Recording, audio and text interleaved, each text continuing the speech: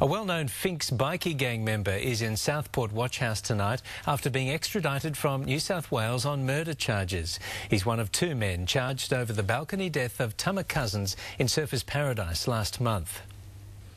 As accused murderer and Fink Dion Pyde was led into Southport Watch House, 3 police vehicles sat outside his Hope Island home. It was nothing showy, but it's a niggling reminder to the gang police are closing in. But even under mounting pressure, Sergeant-at-Arms Greg 25 Keating wouldn't stray from the club's code of silence when approached yesterday. In the police application to the Supreme Court, the record of crime perpetrated by the Finks over 2 decades has been exposed. 47 members have been named and a debt collection group known as the Finks Terror Team brought into the light. But criminal lawyer Campbell McCullum says it's unfair to tar the entire club with the same brush. It's certainly not the case that all members of all organisations are criminals, notwithstanding that some may well be. He fears if the move is successful, the Finks will simply adapt. If there is any criminal element amongst them, what they will do is simply be driven further underground and their activities will be further hidden and harder to investigate for the police. While the Gold Coast chapter of the Finks is the first to be singled out, the Queensland Law Society says the move sets a dangerous precedent and can infringe on our most basic civil rights. Mr McCullum believes traditional methods of policing are working. They just need more resources. And there are a lot of so-called bikies in jail for committing offences, so I think they've been fairly successful in their campaign against. Chris O'Keefe, NBN News. Police are investigating an alleged cannabis drink spiking incident at Richmond River High School in Lismore this morning. Officers were called to the school at around 11 o'clock after reports a student had put cannabis in another student's milk. The children's parents have been notified. It's not clear what action will be taken at this stage. Gold Coast Mayor Tom Tate says council won't pay the federal carbon tax and has written to other councils urging them to boycott it as well. Today he told federal opposition leader Tony Abbott he's banking on a change of government before the money is due. Tony Abbott was in friendly territory today. G'day Tom. Hi Tony, good to see you. Congratulations. At the Reedy Creek landfill to sell his message that the carbon tax stinks. It's going to be a python squeeze rather than a cobra strike. But it is going to hurt from day one. The Gold Coast Mayor is already convinced, claiming it will see costs increase by 3%, slugging the council up to $90 million over the next 20 years.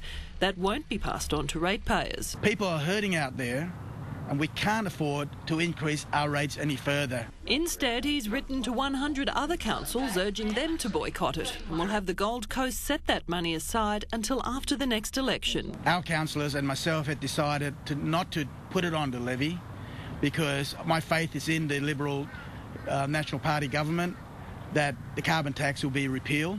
The federal government says homes will be compensated under the carbon tax scheme and that even if the bill isn't paid in July, the federal election isn't scheduled until September or October next year. Shan Vivers, NBN News. The power of social media has been proven once again with a Facebook post leading to an arrest over the attempted abduction of a young boy. The 11-year-old was riding his bike over a railway crossing in Newcastle at about 3 yesterday when a car pulled over and the driver told him to get in. The incident was reported to police and the boy's family posted a description on Facebook of the man and the vehicle. Soon after, friends spotted a car that matched. They took a photo and sent it to police.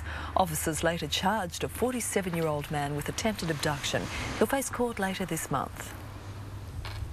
After years of debate and a legal challenge, Council has voted to scrap funding for the controversial Ocean Way project. It leaves the 36-kilometre walkway intended to join the Spit to Coolangatta with 2 missing links. Around $8 million was to be spent on a missing piece of the Ocean Way puzzle at Surfers and another at Tugun. Now, thanks to the new council, that's how the project will stay. Today, the Mayor used his casting vote to dump the plans. It's the way that we're going to save money right now. and people are hurting out there. We're going to make sure that we deliver the lowest rate increase possible.